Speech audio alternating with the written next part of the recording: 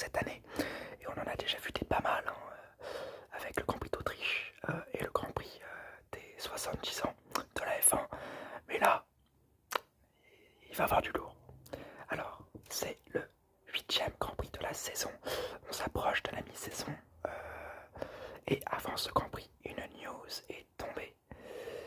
Williams est racheté par un fonds d'investissement. Mais encore, selon moi, plus grave que ça, il y aurait pu avoir qu'un rachat, mais avec une conservation des élites de l'équipe, donc de la famille Williams. Mais non, Claire et Frank Williams ont annoncé leur départ de la Formule 1 à la fin de ce week-end même. C'est donc très triste parce que c'est une page de la Formule 1 qui se tourne, mais j'en reparlerai en fin de vidéo. On va commencer avec la FP1. La séance commence avec le crash de Verstappen dans la chicane d'Ascari. Le néerlandais aura peu de temps de roulage et laisse donc le champ libre à Albon pour faire le 3e meilleur temps. Ce Grand Prix marque l'interdiction du party mode, un mode moteur qui permet au moteur d'utiliser toute sa puissance, surtout utilisé pendant les qualifications. Ce qui va grandement handicaper les Mercedes, qui sont toujours très forts dans les qualifications. Mais même avec ça, les Mercedes sont première et deuxième, avec Bottas en première position. Donc je ne vois pas ce que ça a changé, hein, ce party mode. Ça doit être comme d'habitude de la poudre aux yeux, étant donné que Mercedes toujours aussi rapide, toujours aussi fort. Ensuite, à domicile pour leur écurie, Gasly et Kvyat sont impressionnants d'aisance, avec une 4e place pour le russe et une 6e place pour le français. AlphaTauri, qui je le rappelle est anciennement Toro Rosso, qui est elle-même anciennement Minardi, qui était une équipe italienne. Stroll sort pendant la session et les Renault sont plutôt décevantes vu les promesses faites à Spa. Vettel a une session compliquée, il finit 19e et l'Israélien Nissany reprend la piste après sa session en Espagne et est 17e devant son coéquipier Nicolas Latifi. Il a pris le paquet de Russell pour cette FP1, donc plutôt bon. Nissany qui fait d'ailleurs de bonnes performances en F2, excusez-moi. En FP2, justement, le 5e virage est un calvaire pour les pilotes en tour rapide à cause du manque de grip, à part pour les Mercedes qui n'ont pas vraiment à se soucier de ça, étant donné qu'elles ont énormément d'appui aérodynamique. Norris et son magnifique casque avec des motifs en pizza sont 3e, alors qu'un Gasly en feu est 4e. Mais où est-ce qu'il va trouver son rythme de course vraiment, quoi? Parce que la AlphaTauri, là, elles ont l'air toutes les deux très performantes. Sainz est également très bon. Leclerc fait une excursion dans les graviers et Vettel nous fait son fameux spinal là. Malgré cela, les Ferrari sont 9e et 12e, on va dire rassurant au vu de la première FP1. Hamilton est le plus rapide de cette FP2. En FP3, la session est momentanément stoppée à cause de la casse moteur de Ricciardo. Le trafic est très dérangeant durant ce week-end. Les McLaren sont 2e et 3e. Un rythme de course magnifique. Donc personnellement, je m'attends à voir les McLaren lutter avec les Red Bull et les AlphaTauri pendant ce week-end. Et Ricciardo, qui malgré son abandon moteur, reprend la piste après les réparations et établit le 4e meilleur temps. Mais c'est bien Bottas qui est le plus rapide de cette 3e session, qui laisse place juste après aux qualifications, les qualifications en Q1. Le trafic est un problème majeur sur cette piste qui dérange les pilotes pendant leur tour, à l'image de Raikkonen, gêné par Ocon. Au final, les Williams, Grosjean, Giovinazzi et Vettel sont éliminés. C'est horrible pour Sébastien Vettel. Ouais, mais on va pas en parler étant donné que ça fait quand même 2 Grands Prix qui nous fait ça. Sa monoplace n'est plus à la hauteur et je pense que lui non plus n'est plus à la hauteur. En Q2, Magnussen fait une grosse erreur en fin de Q2 et finit 15e, éliminé avec lui Raikkonen, Leclerc, Ocon et Kvyat qui faisaient pourtant un bon week-end. Q3, Hamilton pour la pole provisoire devant un très rapide Bottas. Au second passage, Hamilton reprend la pole position prise juste avant par son coéquipier. Sainz sort un tour canon et est 3 3e, il bat Verstappen. Donc vraiment là les McLaren très rapides pour ce week-end. Je vais vous donner la grille de départ. Hamilton en pole, Bottas est second, Sainz est 3e, Perez est 4e, Verstappen est 5e, Norris est 6e, Ricciardo est 7e, Stroll est 8e, Albon est 9e, Gasly est 10e, Kvyat est 11e, Ocon est 12e, Leclerc est 13e, Kimi Raikkonen est 14e, Magnussen est 15e, Grosjean est 16e, Vettel est 17e, Giovinazzi est 18e, Russell est 19e et Latifi partira en fond de grille 20e. La course. Excellent départ de Lewis Hamilton alors que son coéquipier Bottas se rate totalement et a une petite touchette avec Lando Norris. On pense avoir une crevaison pour le pilote finlandais. Lui-même le pense et il chute à la 6e position. Mais au final, aucune crevaison, donc il a juste eu peur et il a donc essayé d'éviter la casse, mais au final il n'y a eu aucune casse, donc il est doublé par Norris, Perez et Ricciardo. Magnussen passe au stand à la fin du tour 1. Vettel abandonne au 6e tour à cause de ses freins arrière en feu, ce qui le fait abandonner dans les stands un tour plus tard.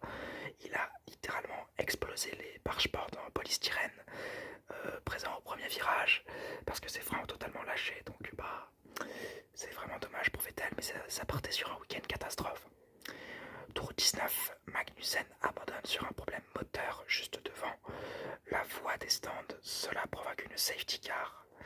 Donc Hamilton et Giovinazzi en profitent pour rentrer au stand, mais le problème est que cette voie des stands était fermée, comme on peut le voir sur les images dans la parabolique. Les petits tableaux qui montrent qu'il y a une safety car ou qu'il y a une fermeture de la voie des stands étaient allumés en rouge avec une croix, ce qui signifie que la voie des stands était fermée. Les écuries avaient reçu l'information, mais elles ont quand même fait rentrer Hamilton et Giovinazzi. Les deux pilotes sont donc pénalisés de 10 secondes de stop and go à la relance de la safety car, mais à la relance de cette safety car, ils n'ont pas le temps de rentrer dans les stands que Leclerc fait une sortie de piste effrayante dans la parabolique à cause de la perte de l'arrière de sa voiture. Il percute de plein fouet le mur de pneus et provoque un drapeau rouge pour que la safety car ne passe pas trop de temps en piste. C'est surtout pour ça, et aussi pour évacuer sa monoplace et réparer le virage de la parabolique et les pneus qu'il a totalement explosé. Pendant ce drapeau rouge, Hamilton va voir les commissaires de course, mais il conserve tout de même sa pénalité, donc son stop and go de 10 secondes. Et scène plutôt marrante, les mécaniciens d'Alpha Tauri demandent aux mécaniciens de Red Bull de leur prêter de la glace pour refroidir le moteur d'une de leurs deux voitures, étant donné qu'ils avaient jeté leur glace à eux. C'est marrant, c'est cocasse, c'est rare qu'on voit ça parce que des fois il n'y a pas énormément de drapeaux rouges en course, mais donc voilà, scène plutôt marrante. Le deuxième départ, qui est un départ arrêté et pas un départ lancé, est superbe pour Pierre Gasly qui se porte à la hauteur de Hamilton à la fin du premier virage et qui prend même la tête de la course car Hamilton rentre au stand pour effectuer sa pénalité. Gasly est en tête et va donc se battre pour une victoire en course alors que Verstappen au tour 31 abandonne à cause de son moteur. Bottas galère dans le peloton car sa monoplace surchauffe. Elle n'est pas du tout faite pour être derrière d'autres voitures. Elle est faite pour jouer les premières places et pas jouer les 6e places. Elle n'est pas faite pour être derrière une voiture vraiment. Donc c'est le gros problème qu'on découvre pendant ce week-end pour les Mercedes. Albon galère lui aussi, mais lui c'est surtout à cause d'un rythme de course mauvais. Sainz dépasse Raikkonen tour 34, suivi tour 35 par Stroll qui dépasse le Finlandais, suivi tour 36 par Norris qui dépasse le Finlandais, suivi tour 37 par Bottas qui dépasse le Finlandais. Les Alfa Romeo sont elles non plus pas faites pour lutter devant, mais elles, ça on le savait un peu mieux. Hamilton fait une belle remontée mais n'arrive pas à dépasser certains pilotes à cause de sa voiture. Il est ressorti 17ème de ceux qui étaient encore en course. Et donc, même problème que Bottas, il n'arrive pas à être au maximum de sa performance derrière des voitures. Et il finira donc sa remontée 7ème avec une consolation, le meilleur temps en course.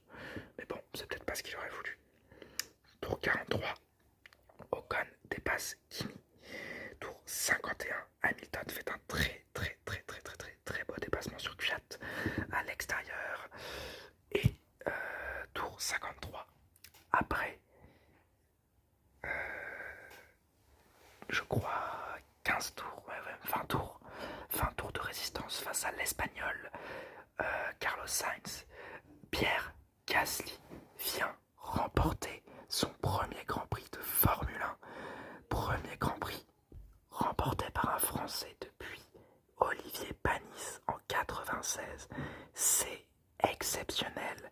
Devant la télé, je tremblais quoi.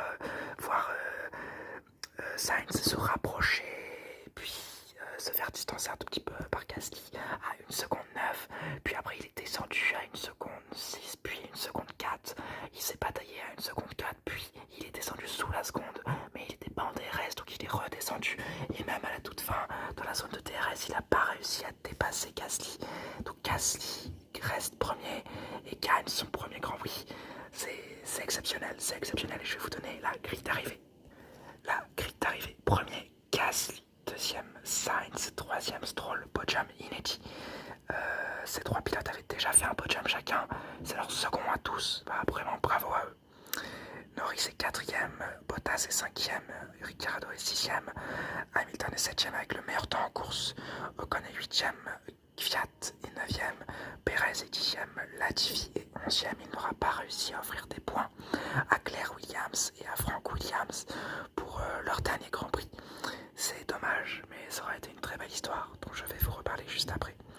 Grosjean est 12e, Raikkonen est 13e, Russell est 14e, Albon est 15e, Giovinazzi est 16e, 17e, c'est Verstappen, un DNF, problème moteur, 18e Leclerc, son accident dans la parabolique, 19e Magnussen, problème moteur qui s'arrête juste devant la voie des stands, et 20e Vettel, problème de frein qui le force à abandonner. Les enseignements de la course, Gasly, le magnifique, Gasly, voilà, je l'avais déjà dit, mais depuis Panis, aucun Français n'avait remporté un Grand Prix, c'est exceptionnel, c'est waouh, c'est fou, émotion devant cette victoire, hein, vraiment, c'est exceptionnel, vraiment, j'étais aux anges, c'est la première fois que je vois un pilote français remporter une course, parce que je n'ai pas connu la victoire de Panis, je n'ai pas connu les podiums de Grosjean à une époque, et l'année dernière c'était le premier Grand Prix que je voyais remporté sur un podium par un Français. Cette année j'ai vu les podiums de Pourchère en F3, et waouh, c'est une victoire de AlphaTauri en plus, hein. AlphaTauri, une toute petite équipe à Monza, c'est leur deuxième victoire à Monza. AlphaTauri qui avait déjà remporté avec Vettel en 2008, qui sera peut-être une vidéo que je vais vous faire dans les rétro F1, petit spoil, mais waouh, c'est fou, c'est vraiment fou, et bravo à Gasly, vraiment on peut que le féliciter. Mercedes, c'est aussi la grosse news de ce week-end. Mercedes est très mauvais dans le peloton, et en plus mauvaise stratégie étant donné qu'ils s'étaient informés que la voie des stands était fermée, mais ils ont quand même fait rentrer Hamilton. Hamilton doit être dégoûté parce qu'il avait un Grand Prix gagné quasiment, parce que Bottas avait trop de mal. Au final c'est Bottas qui prend plus de points que son coéquipier et qui dépasse même Verstappen au classement des pilotes, tandis que Hamilton n'avance, quand même limite la casse étant donné qu'il ne perd que 4 points par rapport à Bottas, donc il lui reste je crois 46 points d'avance sur son coéquipier. Il n'est pas trop inquiété pour le championnat quoi. Les Ferrari, j'ai envie de chialer, je le dis tous les week-ends, mais là j'en peux plus. Vettel, c'est vrai, c'est même pas sa faute, et Leclerc qui a des pneus, qui sont pas encore chauds, mais qui doit selon moi pas faire cette erreur. L'accident est vraiment glaçant par contre, hein, vraiment ça faisait peur, vraiment ça faisait très peur, mais bon, sans ça Gasly n'aurait peut-être pas gagné, donc je pense que je suis plus content que Gasly ait gagné, que les deux Ferrari aient abandonné, que ça aurait pu être un week-end avec des Ferrari au fond du trou et un Gasly juste dans les points. Je préfère un Gasly qui gagne et de Ferrari. Sainz et Stroll, bravo à eux, ainsi qu'à Norris, les 4 pilotes là, Gasly, Sainz et Stroll ont bien tenu, et Norris ont très bien tenu, et ils font les 4 meilleures places. Bravo, bravo, bravo. Le point Kimi Raikkonen, 3ème à la relance, et il finit sa course 13ème. Kimi qui a fait une Q2, c'est sa 2ème Q2 consécutive. C'est un peu décevant de voir un Kimi qui, ça a été une mauvaise décision de la part de Alfa Romeo.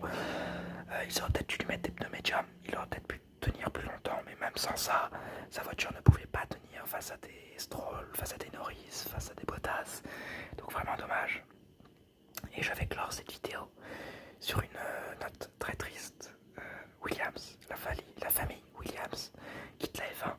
Ça aurait été de très belles années. Je pense vous faire une petite rétrospective de la vie des Williams qui, comme je l'avais dit dans ma vidéo des pit stops, a inventé le pit stop moderne avec le ravitaillement en essence qui, comme je vais peut-être vous le dire dans les stratégies, si un jour cette vidéo sort, a réinventé des stratégies de course après le fait qu'on leur ait enlevé des aides pilotes. Cette écurie a fait naître des champions. Cette écurie, et bien maintenant ça reste Williams, mais ce sera plus la Williams qu'on a connue, que j'ai connue. Moi j'ai pas connu les grandes aires de Williams, mais j'en ai entendu des prémices, c'est des belles légendes que j'ai entendues.